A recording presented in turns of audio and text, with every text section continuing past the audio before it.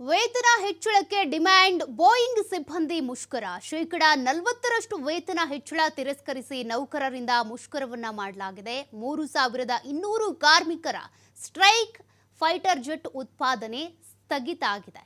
7000 ಜೆಟ್ಗಳ order ಅನ್ನು ಪಡೆದಿರುವಂತ Boeing ಸಂಸ್ಥೆ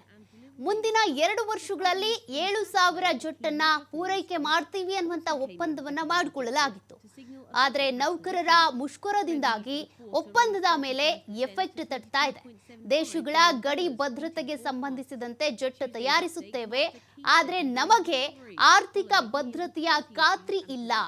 ಕಾರ್ಮಿಕರು ಕಿಡಿಕಾರ್ತಾರೆ ಮುಷ್ಕರ ದೀರ್ಘಕಾಲದವರೆಗೆ ಮುಂದುವರೆದರೆ ಕಂಪನಿಗೆ ಎಫೆಕ್ಟ್ ಆಗುತ್ತೆ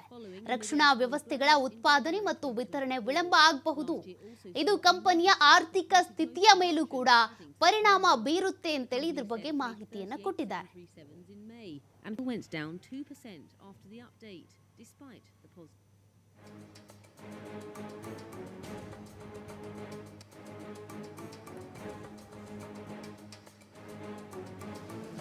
ನೋಡಿ 3200 ಕಾರ್ಮಿಕರು ಸ್ಟ್ರೈಕ್ಗೆ ಇಳಿದಿರೋದು ಇದರಿಂದಾಗಿ 7000 ಜೆಟ್ಗಳನ್ನ ತಯಾರಿಸ್ತೀವಿ ಅಥವಾ ಉತ್ಪಾದಿಸ್ತೀವಿ ಅಂತ ಏನು ಒಪ್ಪಂದವನ್ನ ಮಾಡಿಕೊಂಡಿದ್ರು ಈ ಒಪ್ಪಂದ ಹಾಗಾದ್ರೆ ನೆರವೇರೋದಿಲ್ವಾ ಅನ್ನುವಂತ ಒಂದು ಸಂಶಯ ಹುಟ್ಕೊಳ್ತಾ ಇದೆ ಕಾರಣ ನೌಕರರು ಮುಷ್ಕರವನ್ನ ಮಾಡಿದ್ದೇ ಆದಲ್ಲಿ ಉತ್ಪಾದನೆಯಲ್ಲಿ ಮತ್ತಷ್ಟು ಕುಂಠಿತ ಆಗುತ್ತೆ ಹಾಗಾಗಿ ಏನೆಲ್ಲ ಬೆಳವಣಿಗೆಗಳಾಗಬಹುದು ಅನ್ನೋದನ್ನ ನಾವು ಕಾದು ನೋಡಬೇಕಿದೆ